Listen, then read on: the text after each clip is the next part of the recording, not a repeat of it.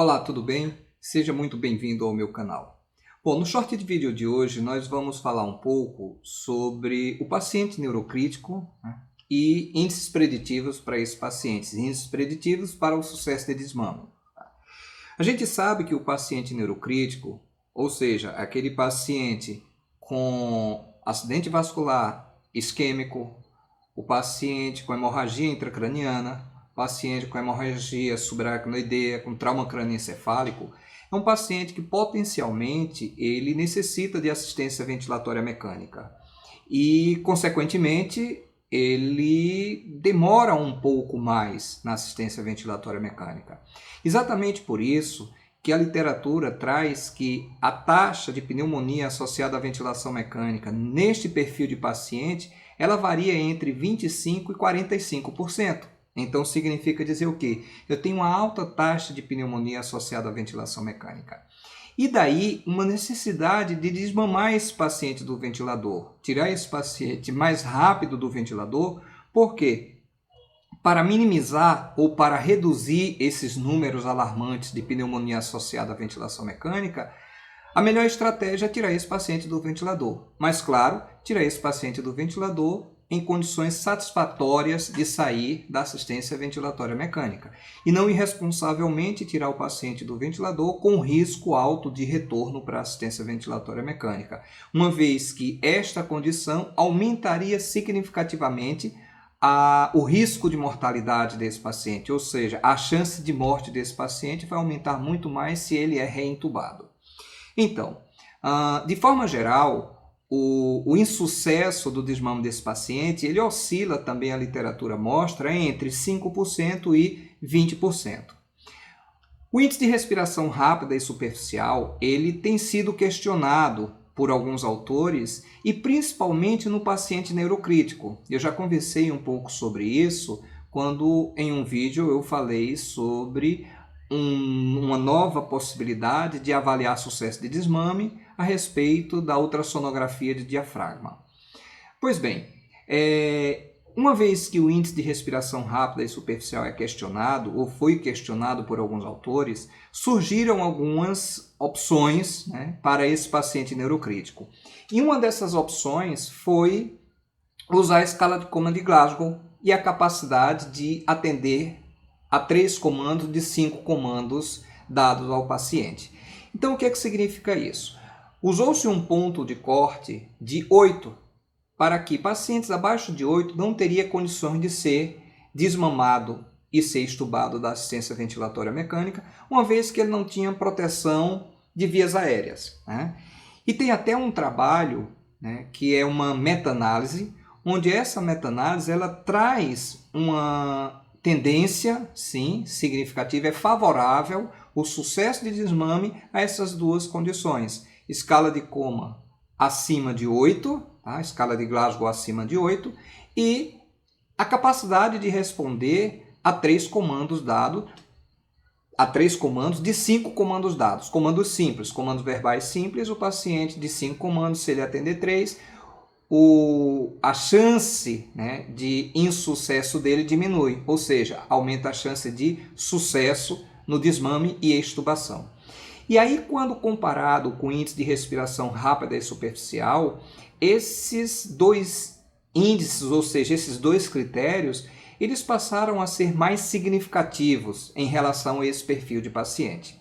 A gente já viu uma probabilidade até de aumentar o valor do índice de respiração rápida e superficial para este perfil de paciente como sendo o ponto de corte, não aceitar em 105, aceitar um valor maior.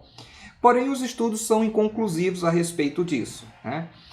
E há pouco tempo saiu alguns estudos falando exatamente sobre, ou seja, questionando já a escala de Coman de Glasgow, esse ponto de corte da escala de Coman de Glasgow, e a capacidade de atender os 3 comandos de 5 comandos dados. E o estudo viu que a correlação da escala de Coman de Glasgow no ponto de corte de 8, ou seja, um pouco abaixo de 8, com o insucesso do desmame e extubação, ela era uma correlação fraca, não é uma correlação significativamente forte. Então, baseado nesses estudos, um grupo indiano fez um trabalho e sugeriu um novo índice. Na verdade, eu considero que a escala que eles idealizaram é uma escala que está muito relacionada à patência de vias aéreas, ou seja, a manter uma boa patência de vias aéreas, ou avaliar a manutenção de uma boa patência de vias aéreas. Como que eles fizeram isso? Tem alguns pontos que aí depois eu toco em relação a questionamentos da metodologia do trabalho. Eles fizeram o seguinte, eles pegaram os pacientes que tinham condições aparentemente clínicas de desmamar, tá? E submeteram a teste de respiração espontânea de 30 minutos. O primeiro ponto questionável, que eu vou colocar logo agora e não deixar para depois, é que eles fizeram 3 testes de respiração espontânea em cada um desses pacientes. Aqueles pacientes que passaram em 3 testes de respiração espontânea foram divididos em 2 grupos. Então, o primeiro ponto questionável é esse. Por que 3 testes de respiração espontânea? Talvez um teste, não entendi muito isso aí, mas tudo bem. Quando ele dividiu em 2 grupos, ele dividiu um grupo estudo e um grupo controle. No grupo controle, os pacientes foram estudados de acordo com análise crítica do neurointensivista. E o grupo estudo, eles fizeram a avaliação do score que foi criado, que é o score que eu relaciono muito com capacidade de manter a patência das vias aéreas. E em que esse score se baseava? Eles usaram alguns itens para pontuar esse score. Eles utilizaram 3 itens relacionados à secreção, que foi aspecto da secreção em relação à coloração. Uma coloração clara era uma pontuação 0, né? E uma coloração verde era uma pontuação 4. O outro item em relação à secreção foi a quantidade de secreção. É um outro ponto que eu julgo um pouco subjetivo, né? Nenhuma secreção e muita secreção. E um outro item quanto à viscosidade da secreção, ou seja, secreção mais aquosa ou secreção muito viscosa.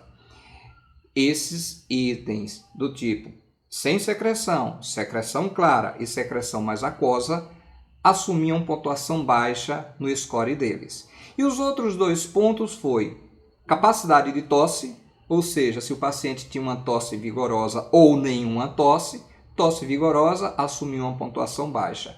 Nenhuma tosse, uma pontuação alta.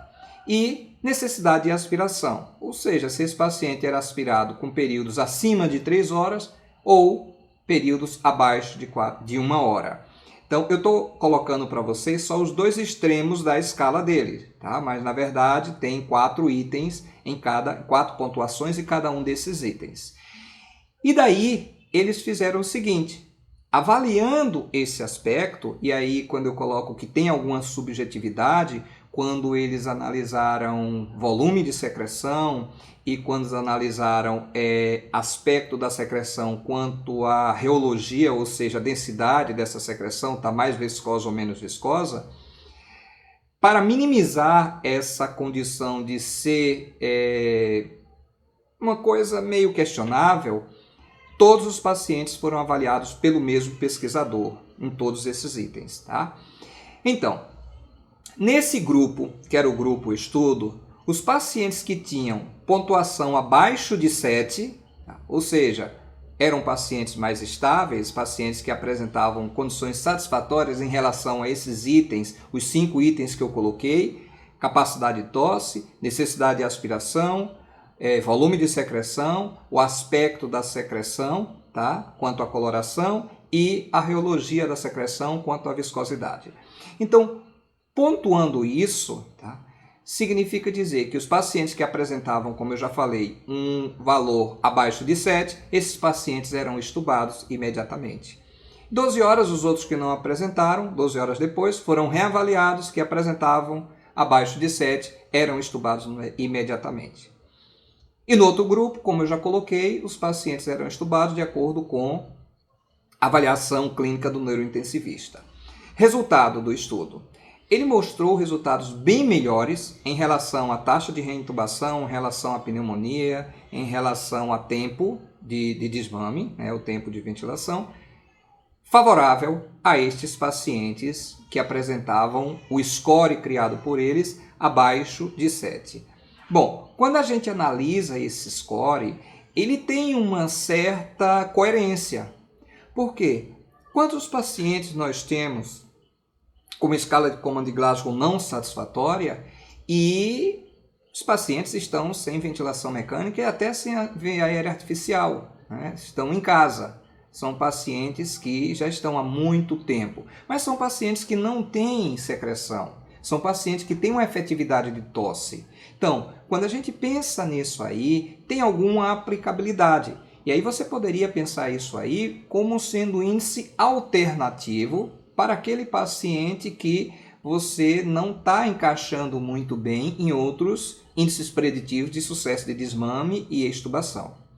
Então, o nosso short vídeo dessa semana analisa exatamente essa condição, tá? Esse trabalho publicado pelo grupo indiano, que é mais uma opção de ferramenta, é mais uma ferramenta que a gente pode lançar mão no dia a dia.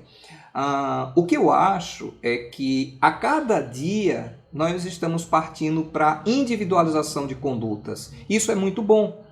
Porque a cada dia que eu estou individualizando essas condutas, significa dizer que provavelmente eu vou ter um índice preditivo para aquele paciente neurológico, um índice preditivo para o paciente com pneumonia, um índice preditivo para o paciente com síndrome de desconforto respiratório agudo. Ou seja, eu não posso pegar todos os pacientes e juntar em um mesmo balaio, vamos assim dizer, e aplicar o mesmo índice preditivo, o mesmo critério, a mesma conduta terapêutica, uma vez que a fisiopatologia das condições são totalmente diferentes. Quando a gente vai analisar a fisiopatologia da falha de desmame do paciente geral, né, do paciente da UTI geral, o paciente cirúrgico, é uma fisiopatologia bem diferenciada do paciente neurocrítico.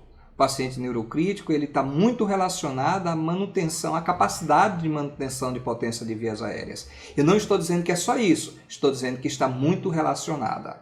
E eu gosto muito dessa condição, de que a gente tenha critérios específicos, condutas específicas para pacientes específicos. Ok? Para ter uma ideia dessa tabela que eu falei, que não dá para a gente colocar toda a tabela aqui, dá uma olhada lá no trabalho. Aqui no final do vídeo eu vou colocar o DOI, né, o DOI desse trabalho que eu falei do grupo indiano, que foi publicado agora em 2019. Ok? Um abraço, espero você na próxima semana, no próximo quinzena ou no próximo mês. Enfim, espero você em um próximo short vídeo nosso. Um abraço.